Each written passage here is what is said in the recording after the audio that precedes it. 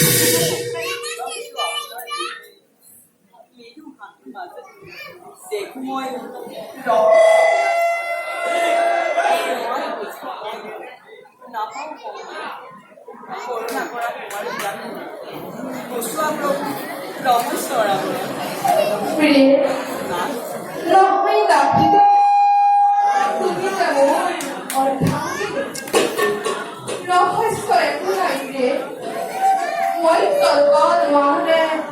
মিঠা উন্মত্ত হৈ অশূন্য নকৰি বিচাৰ নিজ মৃত্যুৰ পথ নিজে ৰচনা কৰা দেখি সঁচাই মই হৈছো সম্ভৱ কিয় বাৰু মানৱৰ এনেকুৱা অপকৰ্ম দুদিনীয়া সংসাৰত নুবুজি জীৱনৰ আচল তত্ত্ব নকৰি সত্যৰ সন্ধান জ্ঞানৰ অধিকাৰী জীৱ শ্ৰেষ্ঠ মানৱে পতংগৰে স্ব ইচ্ছাই গতি কৰে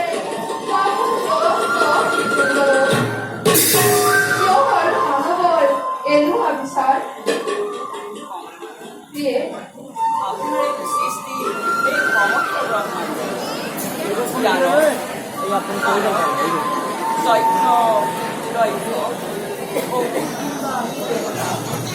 সকলোৰে সমাধান জীৱই নকৰি জানো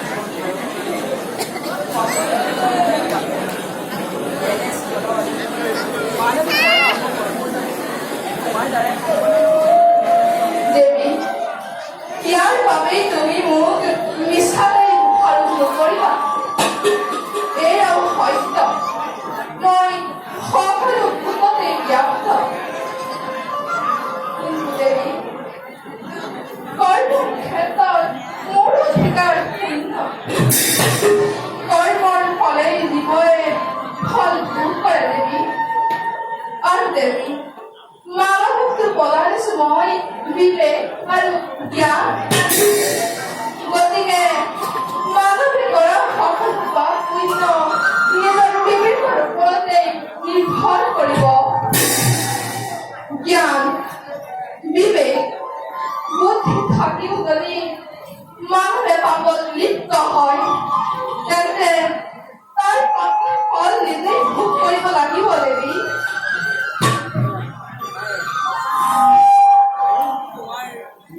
পথত প্ৰকাশিত হয় বাস্তৱ সত্যৰ উজ্জ্বলে